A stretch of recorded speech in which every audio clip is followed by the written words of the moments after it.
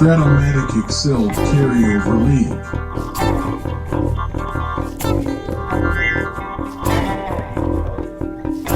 Brought to you by the Shrimp Troller.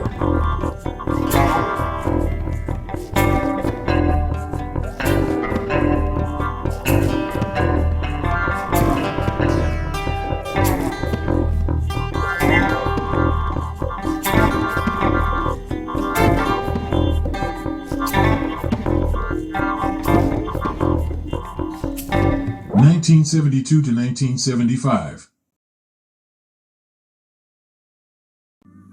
Game 60, Red Sox at Royals. Welcome back, baseball fans. 1972-75 carryover league. Another opening day, the final opening day in the round, in the weeks of the tournament, or the schedule, I should say. And it is fourth place teams a year ago, which is a shocker. The Red Sox and the Royals. Teams who we expect a lot from. 75 Red Sox go to the World Series. 76 Royals, all the way through 1980 pretty much, are in the playoffs, World Series. But things took a nosedive last year for both squads. They struggled mightily with slumps. And when you slump in this league, you can find yourself in last place. My goodness, the world champion Cincinnati Reds did the same thing, as did the Dodgers. Very strange phenomena. But this should be a kind of a worst to first scenario. Between the Reds, Dodgers, Red Sox, and Royals, somebody, maybe a few of those teams, maybe all of those teams, go from worst to first. We don't, something like that. Trying to figure out Kansas City, we'll start with them first. Going back to the 69 expansion Royals and seeing how they were built, they exceeded expectations early on, improbable playoff run, and we made a wrong assumption that they had a chance to compete for a playoff spot in a World Series before George Brett arrives. Well, that never quite panned out. George Brett's here now, and they're not very good. But looking at the roster, they're not much different from the team that's going to be here in 76, 77, and beyond. Actually, the one player who is not here, who they're not going to have, is Hal McRae, who hits, he and Brett both hit .330 in 76. You can't keep everybody, and so they elected not to keep their designated hitter so they can keep your Frank Whites and your, when he comes along, and your Al Cowens, your Amos Otis, your George Brett, you get the idea. As for the Red Sox, looking at this roster, and I'm thinking, man, if they don't go to the playoffs, I don't know why what their weakness would be. I mean, they have all the pieces from the 75 World Series team here. Miller, Evans, Lynn, Fisk, Cooper, Yastrzemski, Petrocelli, Burleson. They got a really good Tiant card in 72, an excellent Bill Lee card. They got Steve Blass's in free agency, his last good year in Pittsburgh. Rick Wise's best year. The back end of the bullpen's pretty good. Abernathy and Moret. The long men aren't so good. Chris Short and Bobby Bolin. Perhaps it's the bullpen that will fail the Red Sox. This game has a way of finding you, finding your weakness. So apparently the Red Sox and Royals have weaknesses. We just don't know what they are. And we'll start with that. And this pitching matchup, it comes out of Frankenstein's laboratory. You got Louis Tiant for the Red Sox, 15-6 with a 191 ERA in 179 innings. And they made Frankenstein a starter 9. You very seldom see pitchers who don't pitch on 3 days rest starter 9s. And he's matched up against the other guy, Roger Nelson, 11-6 with a 2.08 ERA. Also in 173 innings. Also a starter 9. We've got mirror images of each other on the mound today, folks. Louis Tiant and Roger Nelson. And by the way, neither will ever have cards better than these. So enjoy them this season. And pretty much, one or both of these pitchers is going to lead their respective teams to the playoffs this year. Let's get started from Kansas City. Leading off for the Red Sox, it's Rick Miller. 111 is a roller to first. Dwight Evans, 38, rolls to third. And Freddie Lynn, 45, center. Could be a low-scoring game, even though we have two explosive offenses. Cookie Rojas, 39 is a single for the Beast Stealer. Fisk, however, with a -3 arm. It's George Brett. 57 is a strikeout. Amos Otis, 62, is a strikeout. John Mayberry, 1-8, is a walk. 2 on, 2 outs for Lou Piniella. 4-4, they hit Tion's card. Triple 1-3, single ... So that's all you can get on a 4-4 card is a single on the roll of 4-4. It will score a run. Runner goes to third. 2 outs. Ed Kirkpatrick. 1-7 is single 1-3, and he lines out. Royals on the board first. Top of 2. It's Carlton Fisk. 47 is a strikeout. Cecil Cooper, the unsung one behind Fred Lynn. Both players added in the same year of 75. The fanfare would be behind Cooper if it wasn't for Fred Lynn ruining his parade, because Cooper... Let's take a look at the card. We'll see Freddie's card soon enough. But Cooper, 75, he's got the third best template on the team for batting average with a 311. Split time, 80%, 85% against righties. And he just tagged them. 311 average. And 112 here is a fly ball to left. Batting 6 is shortstop Dwayne Anderson, the guy they got in the Rick Wise deal, and he rolls to short. Bottom of the second, it's Fran Healy. 53 rolls to first. Jim Washer Dwyer, 38's a walk. Jack Heidemann, 47 is a walk. 2 on, 1 out, back up top to Cookie Rojas, 42. Pitcher B. On the corners with a little bit of speed for George Brett. 1-5. Let's take a look at the Brett card. The Royals upgraded to this card. He was a 282 in his rookie year. They said, let's get this guy not only over 300, but let's get some extra base hits now. Let's get 13 triples and 35 doubles. More importantly, the only time I believe he's ever a 1 defensively at third base, Mr. George Brett. 1-5, homer, 1-8, double the rest, and that is gone. A 3-run bomb for George. And it's 4-zip. Amos Otis, 66, flies to left. Top of the third, it'll be Yastrzemski. 37's a walk. Rico Petrocelli, 312 is a walk. Doug Griffin, 35, flies to left. Back up top to Rick Miller. 312, pitcher A. That's the end of the inning. Bottom of the third. Promising inning. Done in by Rick Miller. John Mayberry leads off. 2-9, skies the center. Lou Piniella, 46. Single 1-16, gets it. Ed Kirkpatrick, 411. Left X. He's a 1-6 in left field. Makes the grab. Boston, all ones in their outfield. Miller, Lynn, and Rice. Miller platoons with Tommy Harper when necessary. 2 outs now, Fran Healy. 49, second X. Doug Griffin is also a 1, a 1-19 at second base. So there again, Boston's got great defense, great offense, great starting pitching, a decent back end. You're down 4-zip. Into the fourth. Dwight Evans, 66. Single 1-18 off of Roger Nelson's a base hit. That's the first hit of the day. Fred Lynn, 38 is a strikeout. Carlton Fisk, 69. Second X, but you got Rojas here, a 2-15 second baseman. It is a 4-6-3 double play. Prince Rogers Nelson with a 1-hitter. Bottom of the fourth, it's Jim Washer Dwyer, second. Kansas City's got some imports. They brought in Healy from the Giants. Jim Dwyer arrives from the Cardinals. And Jack Heidemann, also from the Cardinals. Just down the road. Jack Heidemann, 34, lines the third. Back up top to Cookie Rojas, 58, is a strikeout. Top of the fifth. It is Cecil Cooper, 210. Base hit for Cecil. Dwayne Anderson, 210 is a 1-6-3 double play. Now, I could say that right there. There's your problem right there. 7 at-bats, 3 double plays.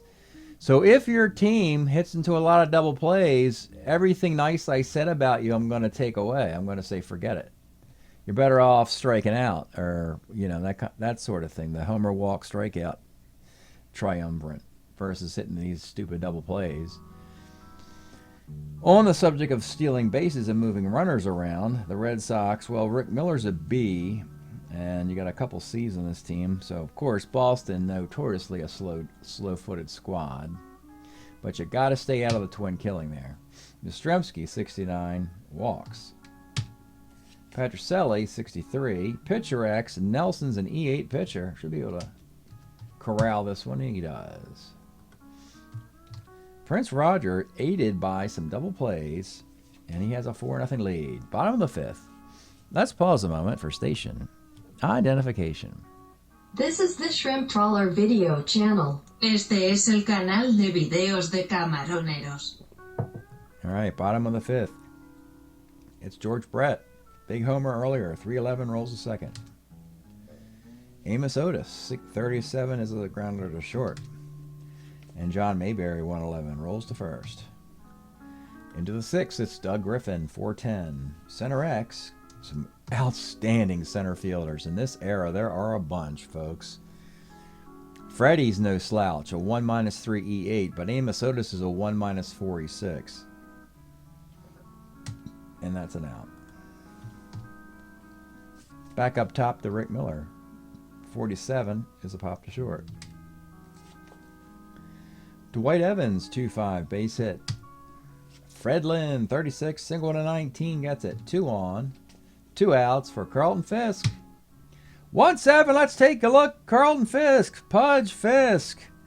Arguably his best year. If you count defense and offense all merged into one. He'd have better offensive years, but still. He never had a season with 1,000 OPS. Not that catchers normally do that kind of thing anyway.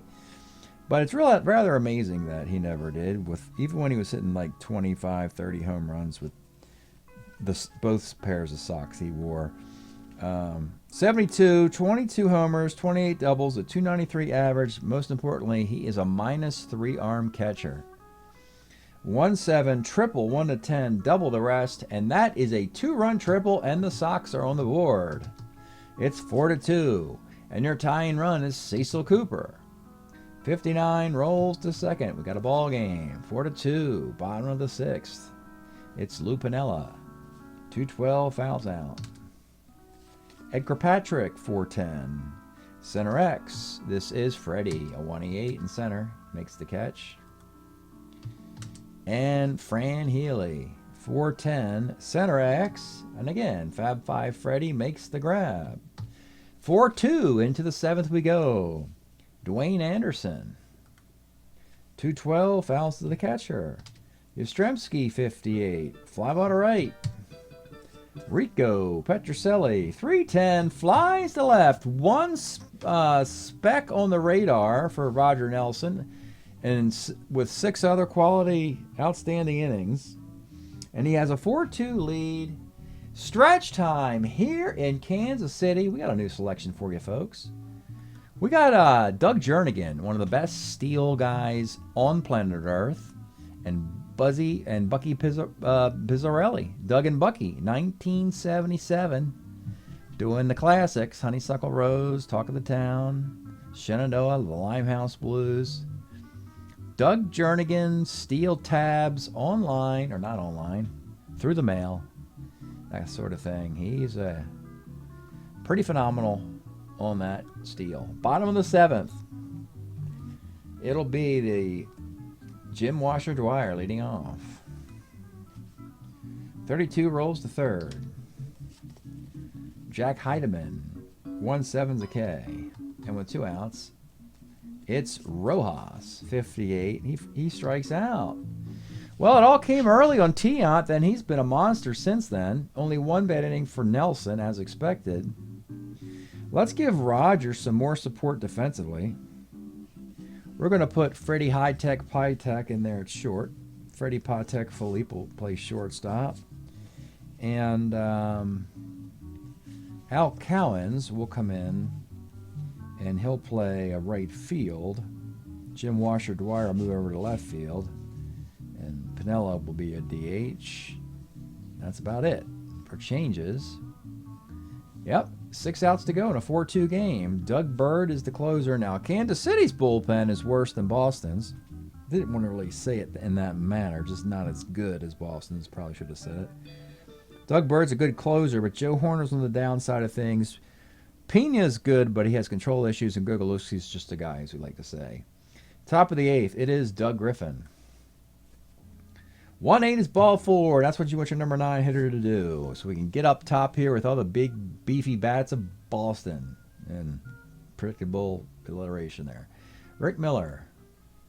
69 off Prince Rogers is a walk. And now you got to consider, do you want to leave this guy in here, potentially lose the game? And he has been winning for so long.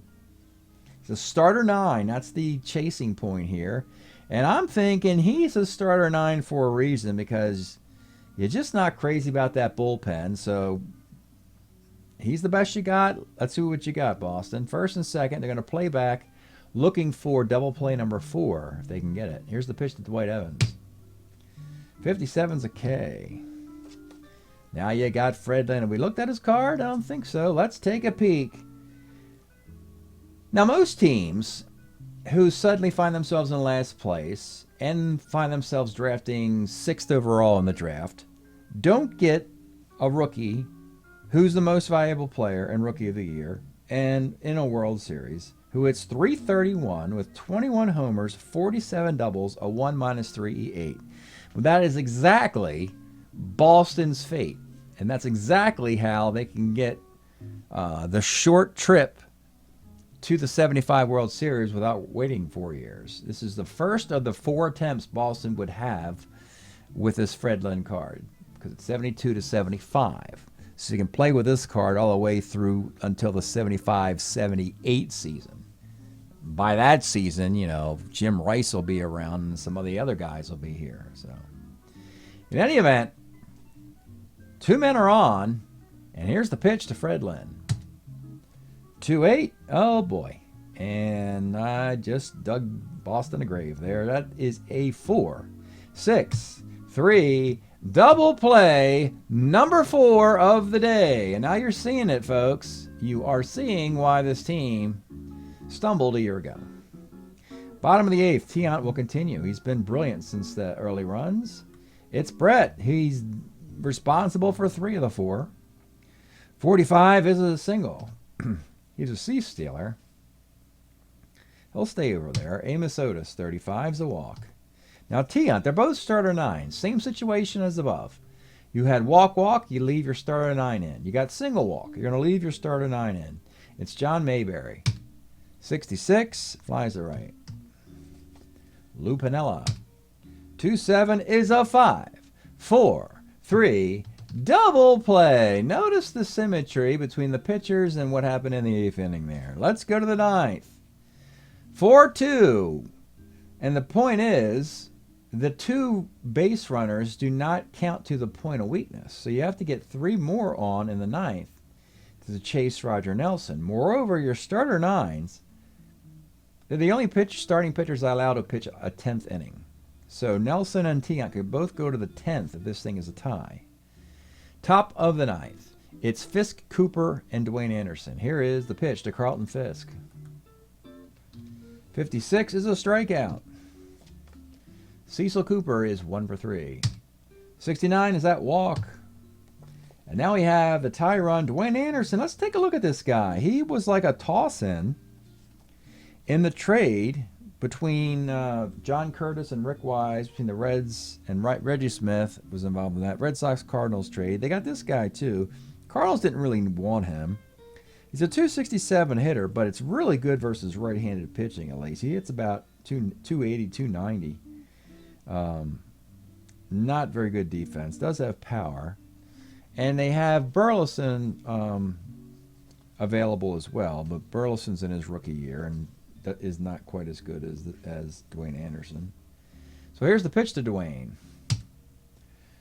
2-9 is a pop to second base in a column full of double plays. So that's a good sign for Boston. He missed a double play there. And with 2 outs, we'll turn this over to Carl Yastrzemski. Let's take a look at Yaz.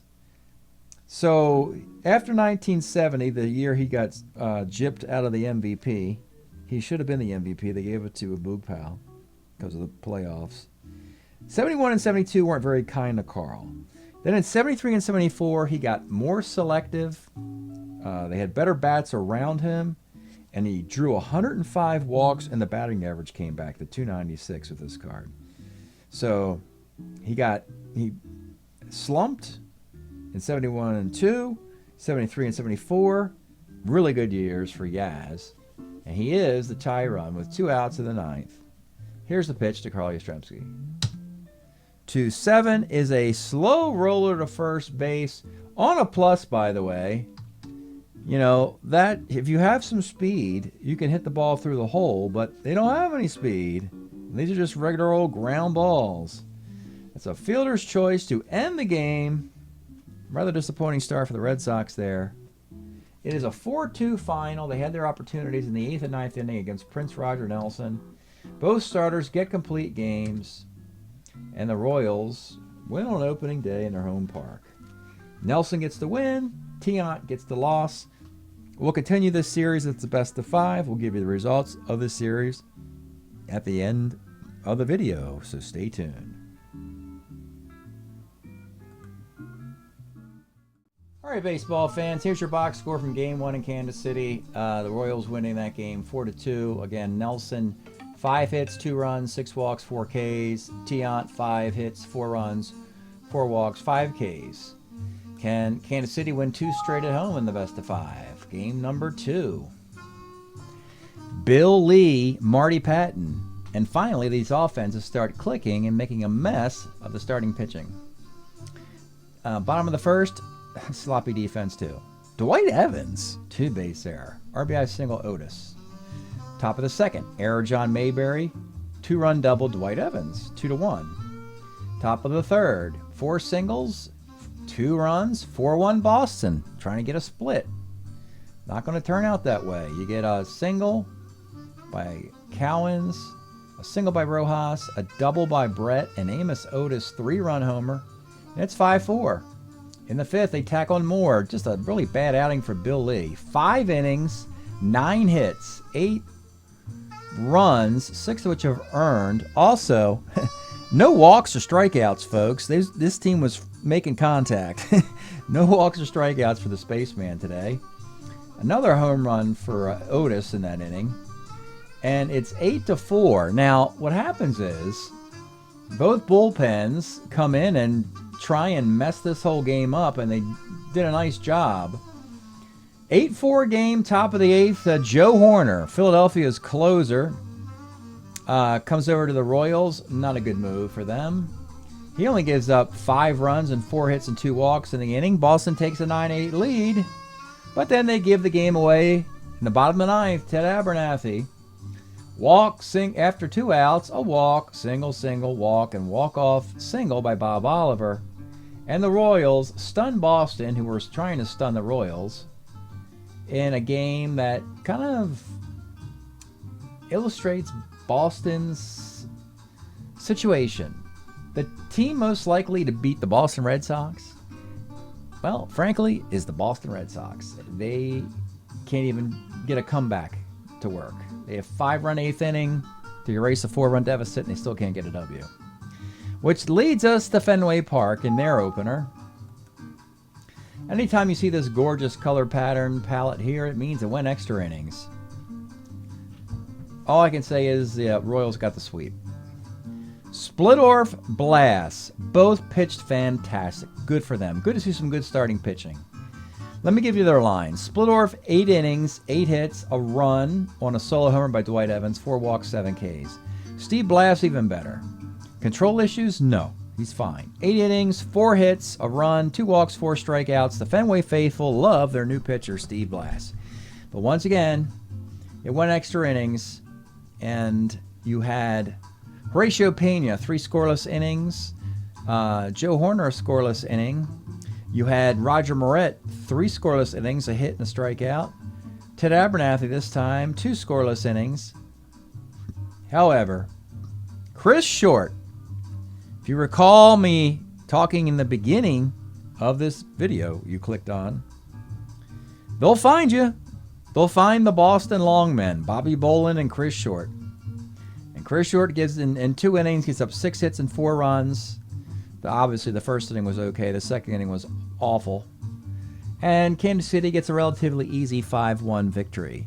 Joe Horner got the save for Kansas City. I thought it was only fitting to leave in the awful Kansas City pitcher to close it out. You remember Joe Horner getting blown out in game 2 with a 5-run 8th inning. So he came in this time, he gave up just a hit and 2 walks and preserved a 5-1 affair. And that's it. The Boston Red Sox lose to the Boston Red Sox. And it also helps out the Kansas City Royals, who get a sweep. Kansas City joins the crowded first place group in an American League Midwest. Great starts by the White Sox, Twins, and Royals. Thanks for checking this out. We'll see you next time.